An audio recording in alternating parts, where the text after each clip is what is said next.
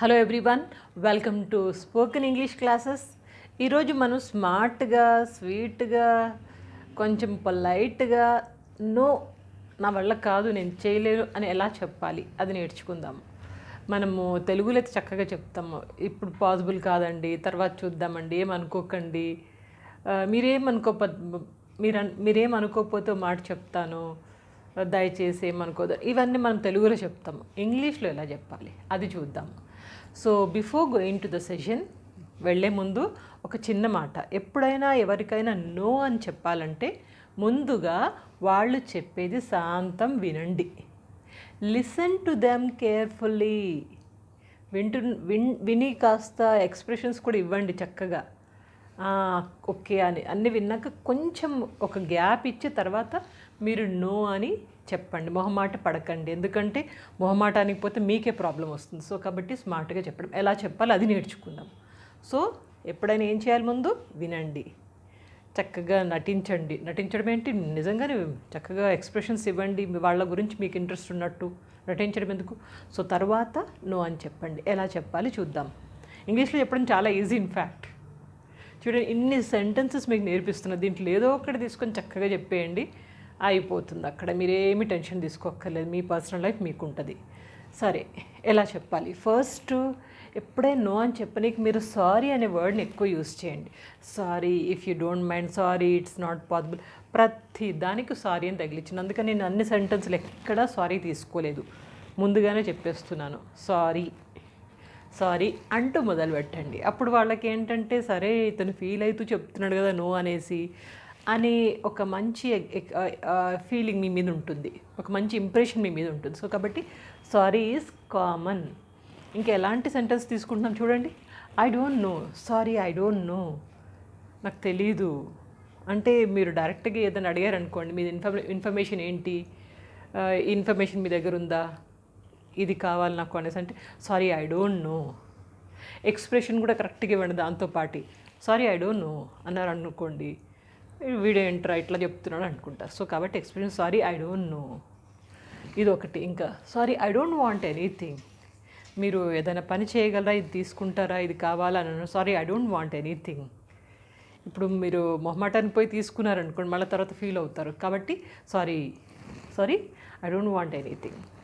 Sorry I don't want anything at present. I'm not in a mood to accept anything, ఇట్లా కూడా అనండి. Sorry at present I'm not in a mood to accept anything, are you getting me, అట్లా అనండి. ఇంకా చూడండి, I don't agree. Sorry I don't agree, మీరు చెప్పేదానికి నేను ఏకీభవించట్లేదు అని చెప్పనికి sorry I don't agree. I don't agree what you are saying, అట్లా కూడా అనండి. ఇంకా చూడండి, ఇంకేం చెప్పొచ్చు.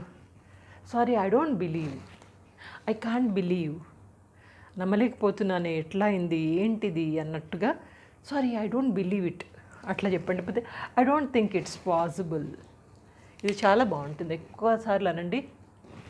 రేపు మా ఇంటికి వస్తారా, ఎల్లుండి మనం పిక్నిక్ వెళ్దామా, లేకపోతే ఇంకేదైనా ప్రపోజల్ పెట్టారనుకోండి, sorry I don't think it's possible because of my busy schedule, అది ఒకటి మొదలు పెట్టండి. ఇంకా వెనకాల సెంటెన్స్ మీకు ఒక బేసిక్ సెంటెన్స్ నేర్పిస్తున్నాను, దాన్ని కంటిన్యూషన్గా తీసుకోండి. Sorry I don't think it's possible because of my busy schedule, because of my work, because of my family schedule, because of my family problems, ఏదో ఒకటి అక్కడ చెప్పుకోండి. సో కాబట్టి sorry I don't think it's possible, ఇది ఒకటి. ఇంకా చూడండి, I will see, ఎవరైనా అన్నారనుకోండి, రేపు రండి, ఎల్లుండి రండి, మీరు మనం కలుద్దామంటే I will see, I will look after this, I will think about this. అంటే మీరు ష్యూరిటీ ఇవ్వట్లేదు, అక్కడ మాత్రం ప్రజెంట్గా తప్పించుకుని ఐ విల్ సీ, చూస్తాను, చూద్దాము, ఓకేనా, ఐ విల్ సీ. ఇంకా చూడండి, ఐ విల్ థింక్, నేను ఆలోచిస్తాను. ఇంకా చాలా స్మార్ట్ ఆన్సర్ ఇది. I will think about it, I will think about the issue, I will think about the problem, I will think about the plan. అది ఏం కావాలో అది అక్కడ పెట్టుకుని ఐ విల్ థింక్ అన్నాం అనుకోండి, సరే ఇతను ఆలోచిస్తూ చెప్తా అంటున్నాడు కదా, మీరు టైం తీసుకోండి, 1-2 రోజులు, 3 రోజులు, వారం రోజులు, తర్వాత మీరు ఆన్సర్ ఇవ్వండి, అది కరెక్ట్ ఆన్సర్ ఉంటుంది. సో కాబట్టి sorry I will think about it, just give me time, I will think about it and I will answer you. కొంచెం 2 రోజులు టైం ఇవ్వండి, తర్వాత నేను ఆన్సర్ చేస్తాను. I will think about it. నేను ఆలోచించనియండి బెస్ట్ ఆన్సర్. ఇంకా చూడండి, ఐ కాంట్ సే నౌ. ఇప్పుడే చెప్పాలని ఏముంది? ఎవరైనా ఏమైనా అడిగారనుకోండి, it's not necessary, it's not must, it's not compulsory to say the answer now only. ఇప్పుడే చెప్పాల్సిన అవసరం లేదు. So what you can say, I can't say now, just give me some time. I can't say no. Right now, I can't say anything. Right now, I'm not in a position to answer. Let me think about it. Shall I tell you tomorrow? రేపు చెప్పనా? చూడండి, నేను చక్కగా చెప్పొచ్చు. ఇంకొకటి, I can't afford it. ఎవరన్నా మీకు ఏదైనా వస్తువు తీసుకొచ్చి అంటగట్టదలుచుకున్నారనుకోండి, ఈ చీర తీసుకోండి, కుక్కర్ తీసుకోండి, ఇది కొనండి, ఎల్ఐసి పాలసీ తీసుకోండి, ఇలా అన్నారనుకోండి, అప్పుడు మీరు sorry, I can't afford it. I can't afford it అంటే నేను ఇంత పే చేయలేను, నేను నా ఆర్థిక స్తోమత ఇంత నేను పెట్టలేకుండా ఉన్నాను అని చెప్పని I can't afford it. Sorry, please excuse me. Simple. ఇంకా చూడండి, ఐ థింక్ ఇట్స్ డిఫికల్ట్. ఏదైనా చెప్పారనుకోండి, మీ వల్ల కావట్లేదు, I think it's difficult, I'll think about it. Okay, I think it's difficult, I'll think about it and I'll answer you tomorrow, I'll answer you later. అట్లా మీరు ఆ సెంటెన్స్ కంటిన్యూషన్ చేసుకోండి. So I think it's difficult. ఇంకోటి చూడండి, sorry not now. Sorry not now, ఇప్పుడు కాదండి, will see some other time.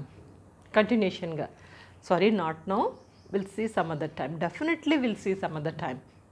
Okay, ఇంకా చూడండి, I need some time. I need some time అంటే నాకు తప్పకుండా కొంచెం టైం కావాలి, ఇప్పుడే ఆన్సర్ ఇవ్వలేను. I can't answer now, I need some time. లేకపోతే ఐ నీడ్ టు థింక్, నేను ఇంకా ఆలోచించాలి. I need to think or let me think about it. I need to think or let me think about it, నేను కొంచెం ఆలోచించనివ్వండి. ఇది కూడా చాలా మంచి ఫ్రేజ్. ఇంకా చూడండి, maybe next time or maybe another time. ఈ రెండిట్లో ఏదైనా తీసుకోండి. మేబీ నెక్స్ట్ టైం అనండి, లేదా maybe another time. Sorry not possible, maybe next time, maybe another time, next time will see, another time will see. అక్కడ మనము నో అని చెప్తున్నాం, కానీ మళ్ళీ ఇంకోసారి చూద్దాం, ఇంకోసారి చేద్దాం అన్నట్టుగా మనం ఇక్కడ అంటున్నాం కదా. So this would be a satisfied answer. అవతల వాడు సాటిస్ఫై చేయడానికి మంచి ఆన్సర్ ఇది. ఇంకా నెక్స్ట్ చూడండి, to some extent I accept. కొద్ది వరకు నేను కూడా మీరు అన్నదాంతో ఏకీభవిస్తున్నాను. టు సమ్ ఎక్స్టెంట్, కొద్ది వరకు, I accept or I agree, రెండిట్ లేదని అనుకోండి. To some extent I accept, to some extent I agree, ఇట్లా చెప్పండి. ఇంకా చూడండి, లేకపోతే no thank you. Sorry no thank you, sorry కూడా పెట్టండి, ఏం పోయింది మంది. So no thank you, no thanks a lot, sorry right no not possible. దాన్ని కొంచెం మార్చుకోండి, ఎట్లా కావాలంటే అట్లా. నాట్ రైట్ నో, ఇప్పుడైతే వద్దండి, ఇప్పుడు కాదండి,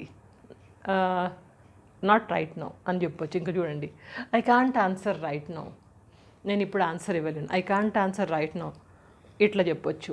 లేకపోతే I understand your point or feelings, రెండిట్లో ఒక్కటే తీసుకోండి.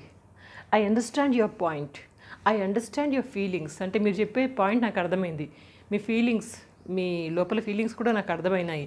బట్ ఇక అక్కడ మీరు ఏం పెట్టుకుంటారో పెట్టుకోండి, మీకున్న ప్రాబ్లమ్ సిచ్యుయేషన్ బట్టి. I understand your point, I understand your feelings, but right now my situation is not allowing me to do the thing. My circumstances are not allowing me. So please forgive me, please excuse me this time.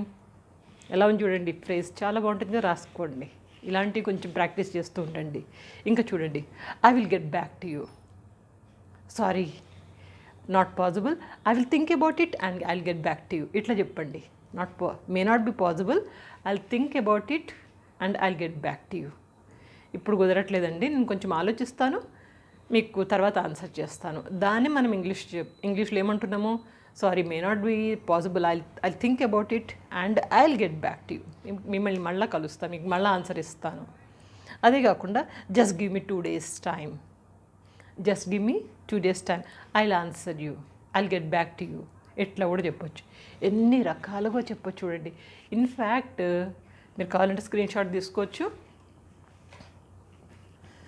In fact నిజానికి తెలుగులో no అని చెప్పడం కంటే ఇంగ్లీష్లో చెప్పడం చాలా easy. చాలా స్మార్ట్గా ఎన్ని వేస్ ఉన్నాయో. నేనైతే ఇంగ్లీషే ప్రిఫర్ చేస్తాను ఎప్పుడైనా నో అని చెప్పనీకి. కోర్స్ తెలుగులో కూడా మనం చెప్తాము, ఏమనుకోవద్దండి, మీరేమనుకోకపోతే మాట చెప్తాను అంటూ మనం తెలుగులో కూడా చెప్తూ ఉంటాము. కానీ ఇంగ్లీష్లో ఇంకా తొందరగా వచ్చేస్తాయి వర్డ్స్. ఎన్ని ఉన్నాయి కదా మనకి, మహా అంటే 4-5 ఉంటాయి. ఇక్కడైతే ఎన్నో ఉన్నాయి, ఏదైనా వాడుకోవచ్చు. అక్కడ ఆ టైంలోంచి మీరు మొహమాటాన్ని పోకుండా తప్పించుకోనికి the best way to say no is these are the ways. Hope the talk is useful. అర్థమైంది అనుకుంటా, టాక్ యూజ్ అవుతుంది అనుకుంటా. ఇంకా ఇలాంటి చాలా టాక్స్ మీకు కష్టపడకుండా మీరు చాలా ఈజీగా ఇంగ్లీష్లో మాట్లాడడానికి చాలా వీడియోస్ మీ దగ్గరికి తీసుకొస్తూ ఉంటాను.